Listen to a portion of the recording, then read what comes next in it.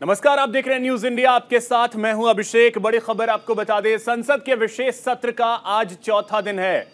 राज्यसभा में नारी शक्ति वंदन बिल पेश किया जाएगा। राज्यसभा में महिला आरक्षण बिल पर आज चर्चा होगी।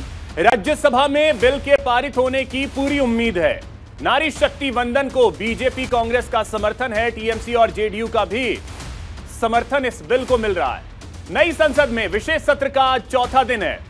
आज राज्यसभा की कार्यवाही का दिन ऐतिहासिक होने वाला है। आज राज्यसभा में महिला आरक्षण बिल पेश किया जाएगा। उम्मीद की जा रही है कि आज 27 साल पुराने संघर्ष का अंत होगा, जिसके तहत महिलाओं को राजनीतिक आरक्षण की लड़ाई की आखिरी सीढ़ी चढ़ी जाएगी। यानी आज महिला आरक्षण बिल, नारी शक्ति वंदन बिल राज्यसभा से पारित हो जाएगा, क्योंकि राज्यसभा के बड़े राजनीतिक दल बीजेपी, कांग्रेस, टीएमसी, जेडीयू पहले से ही इस बिल के समर्थन में है। राज्यसभा से पारित होने के बाद बिल को राष्ट्रपति की मंजूरी के लिए भेजा जाएगा। यह बिल कल लोकसभा में पारित हुआ था और आज इसकी पूरी की पूरी संभावना है कि यह राज्यसभा से भी पारित हो जाएगा। सभी माननीय सांसदों का जिन्होंने पक्ष में मतदान किया, उनका आभार प्रकट करता हूं। और दूसरा, मैं नरेंद्र मोदी जी के नेतृत्व को, मोदी जी को बधाई धन्यवाद देता हूं, जिन्होंने ये संकल्प लिया था कि महिलाओं के विकास के लिए काम करेंगे, उनके लिए नीतियां, कार्यक्रम लेकर आए। अब महिला नेतृत्व विकास की बात ही नहीं, उनको 33% आरक्षण लोकसभा में भी और राज्यों की विधानसभाओं में भी सुनिश्चित किया है। ये लोकसभा में आज 454 वोट पक्ष में तो 2 विपक्ष में पड़े। मैं इतना ही कहूंगा, जो कल तक दावे करते थे कि उनका बिल है, वो पास नहीं कराते थे, आज जब लोकसभा में बिल पास हो रहा था तो वोट डालने के लिए पास में भी नहीं आए। तो जनता ने असली चेहरा देख लिया है। महिला रिजर्वेशन बिल एक हिस्टोरिकल रेवोल्यूशनरी बिल आज पास हुआ है। 75 इयर्स के बाद लगातार अलग अलग जगह चर्चा हुआ, पार्लियामेंट में बहुत बार इंट्रोड्यूस किया, चर्चा किया, राज्यसभा एक बार पास भी किया, मगर कांग्रेस पार्टी के कारण अलग अलग राजनीतिक दृष्टिकोण से बिल पास नहीं हुआ है। आज नरेंद्र मोदी जी के नेतृत्व में देश के महिलाओं को एक गिफ्ट, जो लोकसभा में वैसा ही विधानसभा में जो रिजर्वेशंस का गिफ्ट दिया गया है, महिला रिजर्वेशन बिल, मैं देश के महिलाओं को शुभकामनाएं। सभी को बहुत बहुत धन्यवाद, क्योंकि आज प्रधानमंत्री जी की जो आज नीयत थी वो आज दिखाई दी कि उन्होंने साफ मन से जो महिलाओं के प्रति संवेदना रखते हुए जो एक बिल रखा था, आज सर्वसम्मति से लोकसभा से पारित हो गया। और ऐतिहासिक दिन कल के बदले मैं तो आज मानती हूँ, क्योंकि पूरे देश की आधी आबादी के हम लोग आज सब खुश है, क्योंकि वहीवट में भागीदारी करने के बाद में जिस तरह से सरकार ने जो आज तक की जितनी भी स्कीम बनाई है और महिलाओं को सक्षम किया है, सशक्तिकरण की तरफ आगे लेके गए हैं। लेकिन प्रधानमंत्री जी ने जैसे G20 में बताया था कि वुमेन लेड डेवलपमेंट चाहिए, वो आज साबित हुआ। 554 बहुमत से आज जब हम लोग बाहर निकले हैं, तो मैं प्रधानमंत्री नरेंद्र भाई मोदी जी को धन्यवाद दूंगी। मुझे लगता है जो महिलाओं ने आज तक का वेट किया है उसका फलित हुआ है और मोदी जी का पूरा क्रेडिट जाता है। तो हमारे सिकंदर तो मोदी जी हैं ये देश की महिलाओं के लिए। तो आज वो जीते हैं और उन्होंने महिलाओं की जीत में बहुत बड़ी भागीदारी लेकर ये बिल को लाया और पेश किया और पास भी हुआ। ये कॉन्फिडेंस हम लोगों को, सभी महिलाओं को था, अगर वो बिल लाते हैं तो ये पास जरूर होगा और मेजॉरिटी से ये बिल पास हुआ है। तो मुझे लगता है हमारे सभी महिलाओं के तरफ से मोदी जी का मैंने दिल से धन्यवाद अंदर पार्लियामेंट में भी किया और यहाँ पर भी करती हूँ। हर महिला, अब उनको अपॉर्चुनिटी मिलेगी कि वो आगे बढ़ेंगे और अपने अधिकारों के लिए लड़ पाएंगे। ये बहुत ही ऐतिहासिक पल है। भारत लोकतंत्र के माध्यम से कैसे बदल रहा है, ये उसका परिचायक है। और जब कोई सरकार की नीयत और नीति साफ होती है और कोई प्रभावी नेता नरेंद्र मोदी की तरह होता है तो ये काम हो जाता है। जो 25 वर्ष से पेंडिंग था, तो हिंदुस्तान की बेटी एयरफोर्स का प्लेन भी उड़ाती है, टीवी में भी काम करती है, सेना में कमीशन ऑफिसर भी बनती है, परमानेंट कमीशन। स्पोर्ट्स में भी आगे बढ़ती है, अब वो देश को एमपी और एमएलए के रूप में भी डेस्टिनी को आगे बढ़ाएगी। लेकिन सबसे बड़ी बात है कि हम लोग की पहल में सबों ने सपोर्ट किया, एक अच्छी बात है। तो एक देश के लिए बहुत बड़े बदलाव का दिन है। कोई आपत्ति नहीं थी, ये जुमलेबाजी है, यही आपत्ति है हमारे। सब सिर्फ जुमलेबाजी है, ये कब होगा कैसे होगा किसी को पता नहीं, क्योंकि ये सारे जो मुद्दे हैं अंदर जो देखेगा उसको पता चलेगा, कब लिमिटेशन कब सेंसस कोई ठिकाना नहीं। मैं एक चीज साफ बता दूं, इसका हासिल वही होना है जो 15 लाख हर किसी को मिल जाएगा, 2 करोड़ नौकरियां मिल जाएंगी, किसानों को दुगना मूल्य मिल जाएगा। इनको तो मालूम है 24 के बाद रहना नहीं है, और इसीलिए इन्होंने कह दिया 29 तक आना नहीं है।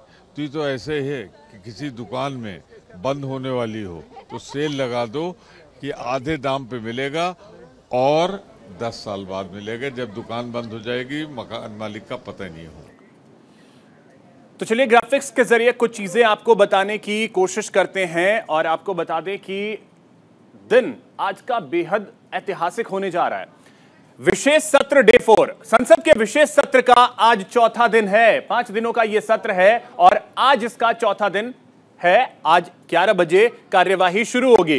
राज्यसभा में महिला आरक्षण बिल पर चर्चा होनी है। पहले राज्यसभा में यह बिल आज पेश किया जाएगा और उसके बाद इस बिल पर चर्चा होगी।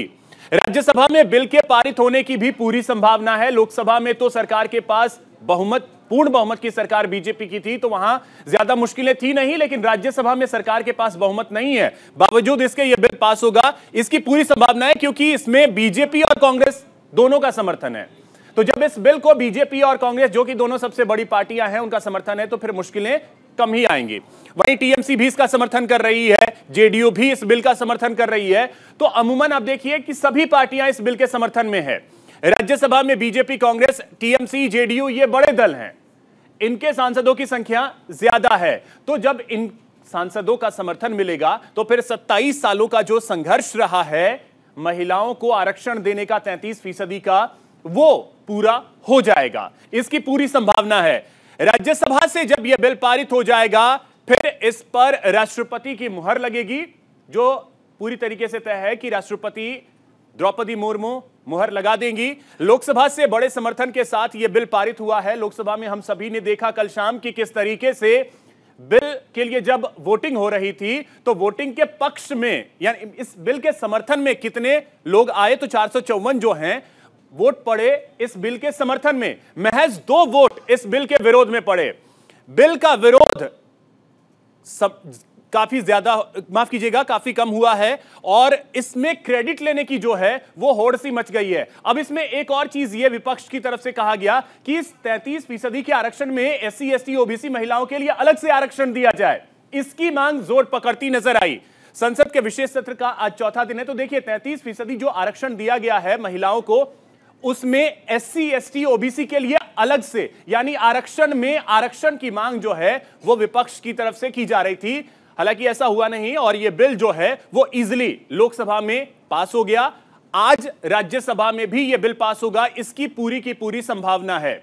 इसीलिए हम कह रहे हैं कि महिलाओं का वंदन है और आज का दिन जो है वो ऐतिहासिक होने जा रहा है। हमारे सहयोगी नमित त्यागी और दीपक चौबे हमारे साथ जुड़ रहे हैं। सबसे पहले दीपक, आपके पास आ रहे हैं। लोकसभा में इजीली यह बिल पास हो गया जिसकी पूरी संभावना थी। राज्यसभा में आज यह बिल पेश होना है, वहां क्या संभावनाएं बनती हुई दिख रही हैं?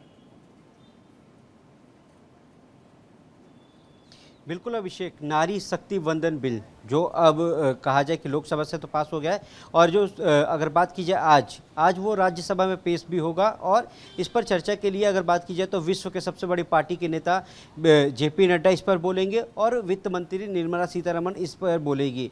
अभी देखना होगा कि अगर बात की जाए कि अदर पार्टियों की तरफ से तो क्या रिएक्शन आता है वो देखने वाली बात होगी। हालांकि अगर बात की जाए तो जब आज राज्यसभा में जब ये पटल पर रखा जाएगा तो उम्मीद है कि हो सकता है कि आज ही वोटिंग करा लिया जाए, क्योंकि जिस तरीके से कल देखिए, कल जो अगर बात की जाए तो लोकसभा में जब बिल पास हुआ था तो उसमें से सबसे ज़्यादा अब तक अगर एक बात कहा जाए तो एक इतिहास के तौर पर भी अगर उसको देखा जा सकता है कि सबसे ज़्यादा किसी बिल को लेकर वोट पड़े हैं, हाँ में वो भी तो 454 वोट पड़े हैं वही महिला अधिनियम बिल को लेकर। अब ये देखना होगा कि जब राज्यसभा में आज बिल जब पेश किया जाएगा उसके बाद और क्या क्या चीज़ें होती है कि किस तरीके से विपक्ष जो है वो हमलावर है। वो लगातार कह रहा है कि एससी और एसटी एससी ओबीसी को भी आरक्षण मिलना चाहिए, तो इस पे थोड़ा सा हालांकि स्थिर था, पर जिस तरीके से बिल पेश किया गया उसके बाद खुद प्रधानमंत्री नरेंद्र मोदी ने सबका अभिनंदन किया और उन्होंने हाथ जोड़कर सबका अभिनंदन किया, सबसे मिले भी उसके बाद, तो कहीं ना कहीं एक मैसेज देने की कोशिश की जा रही थी कि जो महिला आरक्षण बिल है वो सरकार ने पास तो करवा लिया, अब जिम्मेदारी है कि लोकसभा से तो हो गया है, अब माफ़ी चाहता हूँ, अब राज्यसभा से करवाया जाए। तो अब राज्यसभा में जब आज बिल पेश होगा और उसके बाद जब ये दो प्रवक्ता जो अगर कहा जाए कि सरकार की तरफ से मतलब जेपी नड्डा और निर्मला सीतारमण है ये बोलेंगे, उसके बाद जाहिर सी बात है कि इसको जिस तरीके से लगातार जो अदर पार्टियों के जो नेता है या महिला, खुद सोनिया गांधी जो है वो कह रही है कि इसको अगर करना ही है तो आपको 2024 तक ही कर दीजिए, वो बाद में क्यों कर रहे हैं। तो कहीं ना कहीं विधानसभा को लेकर भी और कहा जाए कि जिस तरीके से लगातार हर पार्टी करेगी। ठीक है, नमित आपके पास आ रहे हैं, आपसे ये चीज अब समझना चाहेंगे कि लोकसभा में सरकार के पास पूर्ण बहुमत था, बीजेपी के पास इतने सांसद थे कि अगर दूसरी पार्टियों का समर्थन ना मिले फिर भी यह बिल जो है एक तरीके से कहें तो पारित हो जाता। लेकिन राज्यसभा में सरकार के लिए क्या क्या चुनौतियां आपके अनुसार दिख रही हैं, क्योंकि वहां पे सरकार के पास बहुमत नहीं है?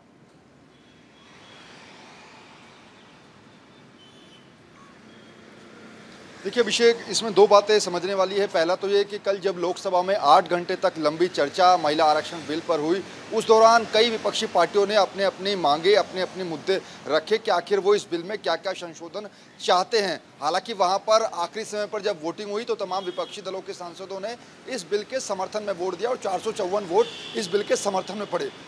वो बात माफ़ी चाहूँगा, वो बात अलग है कि एआईएमआईएम के 2 सांसद असदुद्दीन ओवैसी और इम्तियाज जलील ने इस बिल में संशोधन को लेकर इस बिल के विरोध में वोट डाला, लेकिन बड़ी मात्रा में समर्थन में वोट मिले। अब आते हैं राज्यसभा के अंदर, क्योंकि राज्यसभा के अंदर 240 सीटें हैं जिसमें से 5 सीटें अभी भी खाली पड़ी हैं। उसके बाद बची 235 सीटें, उसमें से अगर हम बात करें तो आंकड़ा भले बीजेपी के पास कम हो, लेकिन इंडिया अलायंस के नेता इस मुद्दे पर अपनी बात रखेंगे। जो कि विपक्षी दलों के राज्यसभा सांसद हैं वो फिर से अपनी उन्हीं मांगों को दोहराएंगे, चाहे उसमें ओबीसी को शामिल करने की बात हो या फिर साल 2024 में ही इस बिल को लागू करने की बात हो। जो तर्क लोकसभा के अंदर दिए गए थे उन्हीं तर्कों को राज्यसभा के अंदर भी दिया जाएगा। लेकिन आखिरी समय पे, क्योंकि इंडिया अलायंस से कल ये डिसाइड कर लिया था कि वो इस बिल के समर्थन में वोट डालेंगे, क्योंकि खुद विपक्ष ने इस बात को कहा है कि महिला सशक्तिकरण को बढ़ावा देने के लिए वो खुद आगे आए हैं। लेकिन यहाँ पर समझने वाली बात यह है, क्योंकि कल जब हालांकि केंद्रीय कानून मंत्री अर्जुन राम मेघवाल ने इस आरक्षण बिल की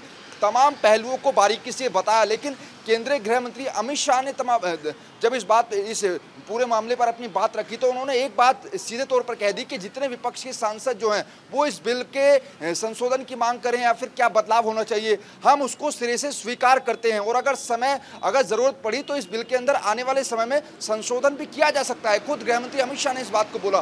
तो ऐसा नहीं है कि जो विपक्षी पार्टियों के सांसद इसमें संशोधन की मांग कर रहे हैं या फिर जो आवाज उठा रहे हैं उसको सरकार सिरे से निकार नहीं रही है। सरकार कह रही है कि अगर जरूरत पड़ेगी तो भविष्य में संशोधन किया जा सकता है, लेकिन मौजूदा समय में तो यही बिल रहेगा और इसी में सभी जो विपक्षी पार्टियां हैं वो फिलहाल तो एकजुट होती हुई नजर आ रही हैं। बिल्कुल। अब इसमें एक और चीज है नमित, क्योंकि हमने देखा है कि मांग विपक्षी पार्टियों की ये रही है कि जो महिलाओं को आरक्षण दिया जा रहा है उसमें एससी, एसटी और ओबीसी को आरक्षण दिया जाए, यानी आरक्षण में भी आरक्षण। तो क्या सरकार इस दिशा में सोचेगी, क्योंकि ये बेहद अहम हो जाता है कि आप एक महिलाओं को आरक्षण दे भी रहे हैं उसमें भी आरक्षण दें। और ओबीसी को लेकर के खास करके आपने कल अमित शाह को सुना था, उन्होंने विपक्षी पार्टियों को किस तरीके से टारगेट किया और बता दिया कि आप आंकड़े देखिए। उन्होंने आंकड़े गिना दिए कि हाँ बीजेपी के कितने विधायक ओबीसी से आते हैं, कितने सांसद ओबीसी से आते हैं। तो क्या सरकार उस दिशा में सोचेगी?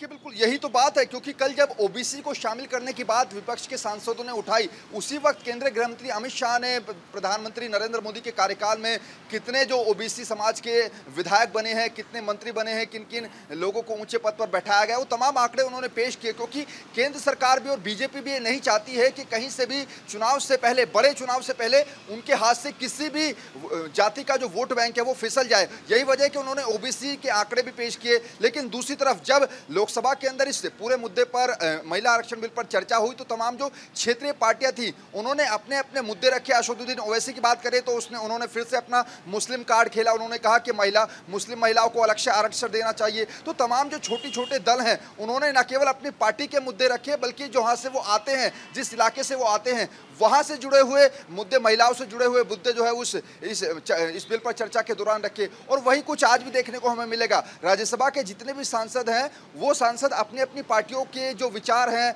महिला आरक्षण बिल को लेकर वो जरूर रखेंगे, लेकिन मैक्सिमम पार्टियों ने जो है वो आज राज्यसभा के अंदर अपने पार्लियामेंट को, अपने सांसदों को उपस्थित रहने के लिए व्हिप जारी किया है। बीजेडी की बात करें, बीजू जनता दल, उनके भी काफी सांसद है राज्यसभा में, उन्होंने भी व्हिप जारी किया है। इसके अलावा आम आदमी पार्टी की बात करें, उनकी तरफ से भी व्हिप जारी किया गया है। तो मैक्सिमम जो राज्यसभा के अंदर भी मेंबर ऑफ पार्लियामेंट है वो चाहते हैं कि इस ऐतिहासिक बिल में उनकी सहभागिता जो है, उनकी भागीदारी भी सम्मिलित हो।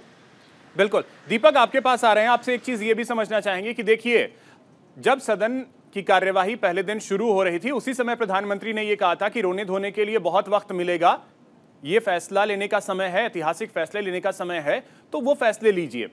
अब हम जब आज चौथे दिन खड़े हैं, आज चौथा दिन है, कल अंतिम दिन होगा, चौथे दिन हम ये देख रहे हैं कि कुछ पार्टियां रोधो वाकई में रही हैं इस बड़े फैसले के ऊपर। इसके क्या मायने हैं कि क्योंकि विपक्ष ये कह रहा है कि आपने सिर्फ सियासी लाभ लेने के लिए ये फैसला लिया है, लेकिन अगर हम वाकई में देखें तो महिलाओं को आगे लाने के लिए सरकार का जो प्रयास है वो वाकई में सराहनीय है और क्रेडिट तो उसी को आखिर में जाता है जिसके कार्यकाल में चीजें होती हैं। बिल्कुल, और देखिए कार्यकाल जिसका होगा उसी का बोलबाला होगा। आप चाहे 1 रन से जीते, चाहे 1 विकेट से जीते, जीत तो आपकी होगी अगर आपने अच्छी बैटिंग की और अच्छी बॉलिंग की है। तो इसी तरीके से अगर देखा जाए तो ये जो बिल है पूरा, वो भले ही कांग्रेस कह रही कि हम लेके आए थे इसको, पर देखिए पूरे देश ने देखा कि इसको भले वो पास ना करा पाए, पर अब इसका श्रेय किसको जाएगा? इसका श्रेय जाएगा प्रधानमंत्री नरेंद्र मोदी को, क्योंकि वो बिल लेके आए और उन्होंने लोकसभा से पास करवाया। अब राज्यसभा से भी वो पास करवा लिया जाएगा, क्योंकि बहुमत की बात की जाए तो देखिए बीजेडी लगातार जो है वो बीजेपी का सपोर्ट करती रहती है। बीजेपी के पास अपने भी आंकड़े हैं। उसके बाद अगर इस बिल की बात की जाए तो इस बिल में कांग्रेस भी सपोर्ट करेगी, आम आदमी पार्टी भी सपोर्ट करेगी, तो जाहिर सी बात है बिल तो पास हो जाएगा। हालांकि संशोधन की बात है तो वो संशोधन तो वो तो बाद में देखा जाएगा और इसकी रूपरेखा भी तैयार की जाएगी कि 2027 से पहले इसमें कुछ हो भी नहीं सकता है। तो ये सारी चीज़ें हैं। दूसरी बात ये है कि जिस तरीके से कल सोनिया गांधी बोल रही थी कि राजीव गांधी ये बिल लेकर आए थे और उसके बाद नहीं हो पाया था, पर आज की और वर्तमान की स्थिति को देखा जाए तो बहुत फ़र्क है। आज जिस तरीके से लगातार अगर बात की जाए तो बीजेपी जो एक्टिव मोड पर नज़र आ रही है। दूसरी बात ये देखिए कि बीजेपी इसको पूरे अगर बात की जाए तो पूरे देश में इसको भव्य तौर पर मनाने की तैयारी भी कर रही है। और आज मैं आपको बता दूं कि 9:45 के आसपास, यानी 10 बजे के आसपास अगर कहा जाए तो विजय चौक पर दिल्ली बीजेपी की जो महिलाएँ हैं, उसके बाद जो बीजेपी की जो महिला सांसद हैं या ऑफिस बेरर हैं, ये सब वहाँ पहुँचेंगे और मिठाइयाँ बांटेंगे, ढोल नगाड़े होंगे कि प्रधानमंत्री नरेंद्र मोदी के नेतृत्व में ये बिल पास होने जा रहा है। राज्यसभा से भी और लोकसभा से तो हो ही चुका है। तो जाहिर सी बात है, हाँ ये चीज़ अलग है कि चाहे वो सोनिया गांधी हो या फिर अच्छा दीपक, तो क्या इसे थोड़ा सियासी लिहाज से समझे तो कि क्या अभी जो कुछ राज्यों के चुनाव हैं, करीब 5 राज्यों के चुनाव और अगले साल लोकसभा के चुनाव, उसके लिए एक बहुत बड़ा मुद्दा जो है वो ये बिल होने जा रहा है? बिल्कुल, देखिए, और अभी हाल फिलहाल में देख लीजिए कि चाहे वो राजस्थान हो या छत्तीसगढ़ हो, मध्य प्रदेश हो, अभी तो 3 राज्य के चुनाव है। 2024 में अगर बात की जाए तो लोकसभा के, पर क्योंकि एक तरीके से अगर कहा जाए तो महिलाओं को ये दिख रहा है कि हाँ ये बिल आ रहा है, और जब जाहिर सी बात है कि जब राज्यसभा से पास होगा, जब ये राष्ट्रपति के पास जाएगा तो ये कानूनी तौर पर ये इसको मान्यता मिल जाएगी। तो कहीं ना कहीं महिलाओं को लग रहा है कि हाँ जो प्रधानमंत्री, चलिए, तो इसी वजह से बीजेपी से जश्न के तौर पर मना रही है, कांग्रेस भी क्रेडिट लेने की कोशिश कर रही है, जेडीयू भी क्रेडिट लेने की कोशिश कर रही है, हर पार्टी ये कोशिश कर रही है है कि इस बिल का क्रेडिट जो है उसे मिल जाए, लेकिन क्रेडिट किससे मिलना चाहिए ये जनता बेहतर तरीके से तय करेगी। फिलहाल नमित और दीपक, आप दोनों का बहुत शुक्रिया तमाम जानकारी के लिए। फिलहाल इतना ही, नमस्कार।